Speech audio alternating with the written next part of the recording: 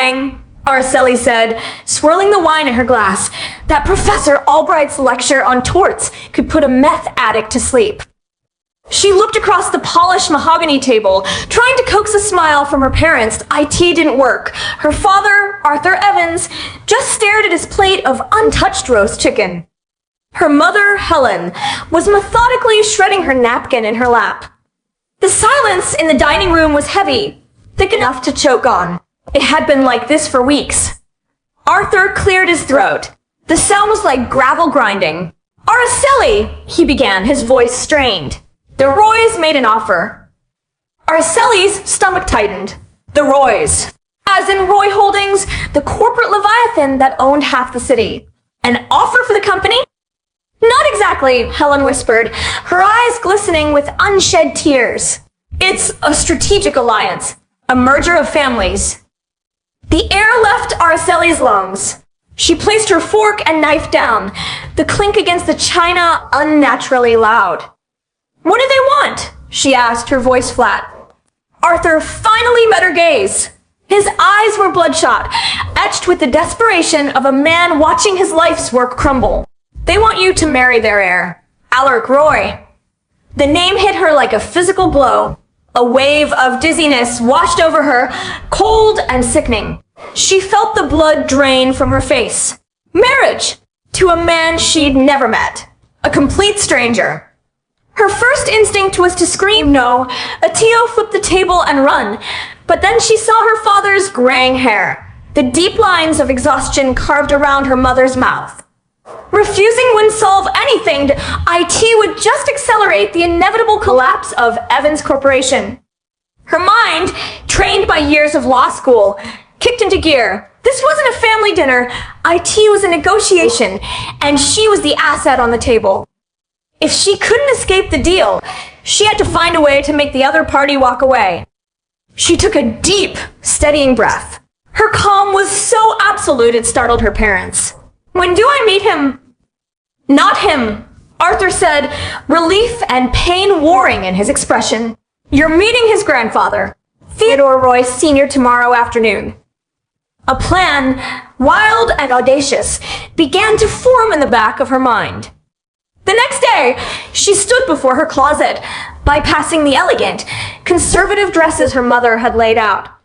Instead, she chose a sequined monstrosity she bought for a Vegas-themed party in college.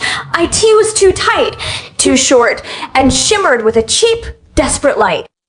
She applied her makeup with a heavy hand, smoky eyeshadow, thick black liner, and a slash of garish red lipstick. Just before leaving, she popped a piece of bubble gum into her mouth. The drive to the Roy Manor was a journey into another world, a world of manicured lawns, towering oak trees, and a level of wealth that felt like a physical weight. The house wasn't a house. It was a fortress of old money, designed to intimidate. IT only strengthened her resolve. A butler, Mr. Hayes, greeted them at the door. He was impeccably dressed, his face a mask of polite neutrality, but Aracely saw the flicker of surprise in his eyes as he took in her outfit. He hid it instantly. He led them into a grand library. Bookshelves soared to a vaulted ceiling, and a fire crackled in a stone fireplace the size of her car. Seated in a leather armchair was a man who looked like a slumbering lion. Theodore Roy Sr. He held a silver-handled cane across his lap. Aracely sauntered forward, chewing her gum with audible snaps. Yo, what's up, Mr. Roy? She said, blowing a pink bubble that popped softly. Her father's face went white. He kicked her ankle under the pretense of adjusting his chair. Theodore Sr. opened his eyes. They were a startling, piercing blue, sharp and intelligent. They scanned her from head to toe, and to her growing unease, she saw not disgust, but a glimmer of amusement. Please sit, he said, his voice a low rumble. The conversation was a train wreck she orchestrated with glee. She gushed about her favorite reality TV shows, using slang and waving her hands dramatically. Oh my God, you would not believe what Tiffany did to Brittany on Island of Love, she exclaimed, leaning forward conspiratorially. It was like totally insane. She gestured with her water glass for emphasis and accidentally sloshed its contents onto a priceless-looking Persian rug. Oops, my bad, she chirped, dabbing at it ineffectually with a small cocktail napkin. Through it all, Theodore Sr. watched her, a faint, knowing smile playing on his lips. He looked like a man enjoying a particularly fine piece of theater. Her stomach began to churn with a new kind of dread. Her performance wasn't working. She decided to escalate. So, like his Alaric a party guy? I hear rich dudes really know how to get down, you know? She winked. That finally did it. Theodore Sr. threw his head back and laughed. It was a loud, booming sound that filled the entire room. Her father looked like he was about to have a heart attack. Your daughter, the old man said, wiping a tear from his eye as he looked at Arthur, has a great deal of spirit. I like that. Aracely's practiced. Vapid smile froze on her face. Theodore Sr. pushed himself to his feet, leaning on his cane. He tapped it once on the floorboards. The sound echoed like a judge's gavel. Since we are all so clearly on the same page, he began, his blue eyes twinkling at Aracely. A tiny, foolish spark of hope ignited in her chest. Maybe he was going to call it off. And Alaric is a very busy man, he continued. I see no reason to waste time with a long engagement. The hope flared brighter. This was it. The wedding will be next Friday, he declared. The invitations will be delivered to your home tomorrow. The world tilted on its axis. The air rushed out of her lungs, leaving a hollow, ringing silence. Her perfectly crafted, disastrous performance hadn't just failed.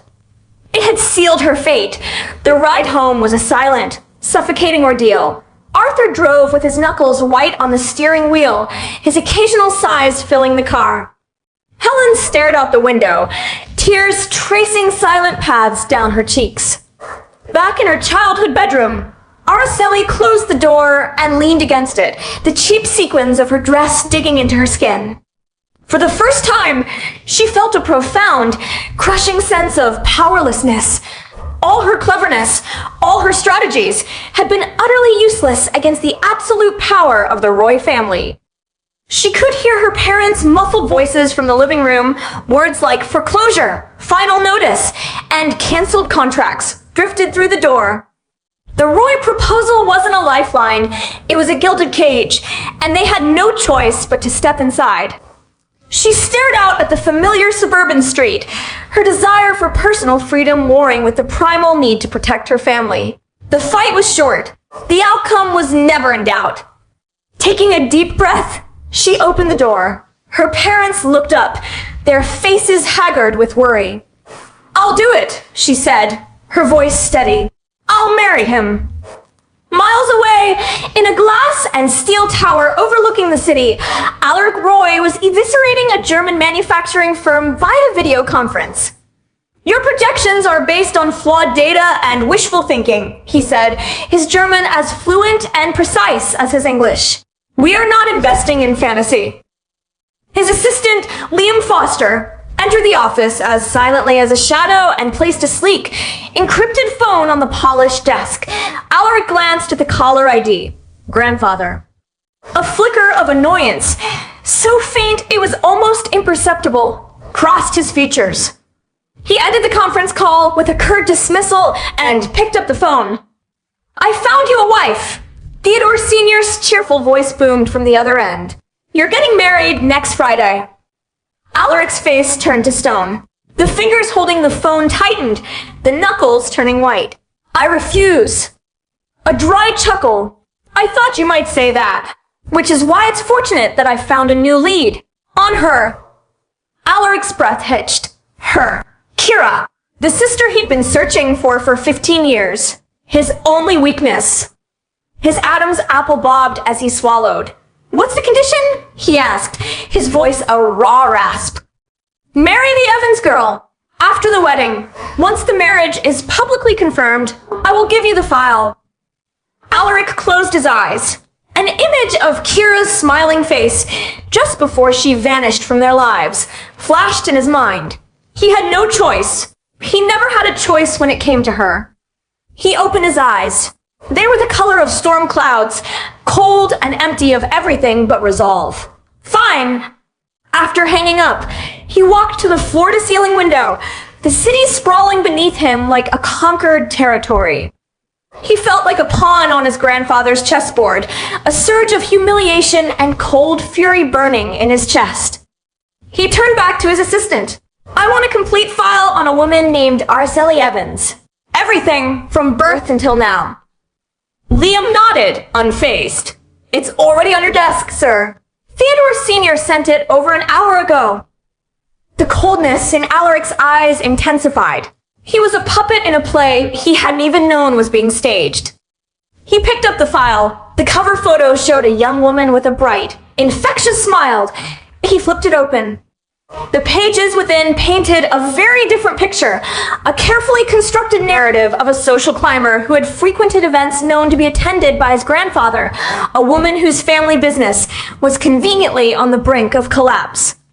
A predator. A humorless smirk twisted his lips. He tossed the file onto his desk. To him, she wasn't a person. She was just the price of a transaction he was being forced to make. Back at the Evans house, the landline rang, startling everyone. Arthur answered it. It was Alaric Roy's assistant. The conversation was brief and brutally efficient. Moments after he hung up, a new email pinged on his phone. He opened it, his hands trembling slightly. The body of the message contained a single, chilling sentence. The prenuptial agreement has been signed. The wedding is confirmed for Friday. 2 days before the wedding, Theodore Sr. called Arthur Evans. The conversation started with pleasantries about the weather and the stock market. Then, in a casual, almost offhand tone, the old man mentioned Blackwood Industries, a competitor that had gone bankrupt overnight a few years prior. A shame, Theodore Sr. mused. Some people just don't know how to appreciate an opportunity when it's handed to them. The veiled threat landed with the force of a sledgehammer. A cold sweat broke out on Arthur's brow. Any last, desperate thought of backing out evaporated. He relayed the conversation to Aracely. She understood. This wasn't a merger. IT was a command. The wedding day arrived with a grim, gray dawn. Aracely sat before a mirror in her bedroom while a makeup artist named Jenna Price fussed over her. You're the most beautiful bride I've ever seen, Jenna gushed. Aracely stared at her reflection. The woman looking back was a stranger, her face a perfect, emotionless mask. The wedding dress was a masterpiece of lace and silk, breathtakingly beautiful and as constricting as a straitjacket. In a suite at the Roy Manor, Alaric fastened his own tie, waving away the offered help of his staff. The light caught on the custom platinum cufflinks at his wrists, a flash of cold fire.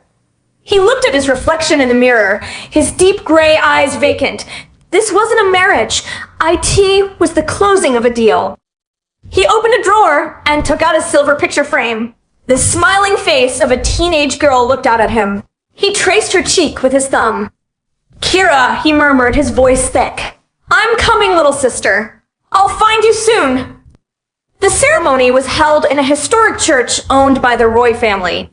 The pews were filled with the city's elite, a sea of power and influence. Walking down the aisle on her father's arm, Aracely felt like she was floating outside her own body. Each step was a slow march toward a life sentence. Then she saw him standing at the altar. His back was to her. He wore a perfectly tailored tuxedo, his shoulders broad, his posture radiating an aura of cold, unapproachable power. It was the first time she had ever laid eyes on Alaric Roy. As she reached his side, he turned. Their eyes met. His were the color of a winter storm, a deep, turbulent gray. There was no joy in them, no warmth, only a chilling, analytical assessment, the look a man gives a known adversary. She saw his reluctance, but it was the sharp, contemptuous edge to his gaze that made her heart sink. This wasn't a union of two unwilling participants. In his eyes, she was the enemy. The priest, Father Miller, began to speak, his voice echoing in the cavernous space. Aracely's mind drifted. Was this it? Was this the end of her life? Alaric noticed her distraction. A muscle in his jaw tightened. It was time for the vows. Do you, Aracely Evans, take this man, Alaric Roy, to be your lawfully wedded husband? A profound silence fell over the church. She hesitated for a heartbeat, 2 heartbeats. She looked up into his eyes again. She saw a clear, impatient warning in their depths. She thought of her parents. She thought of the foreclosure notice. She closed her eyes for a second, and when she opened them, they were clear and calm. I do. The priest turned to Alaric. Do you, Alaric Roy, take this woman? He didn't hesitate. I do. His voice was clear, sharp, and as cold as steel. You may now exchange the rings. Alaric picked up the simple platinum band. He took her hand. His fingers were like ice, devoid of any human warmth. He slid the ring onto her finger, the metal cold against her skin.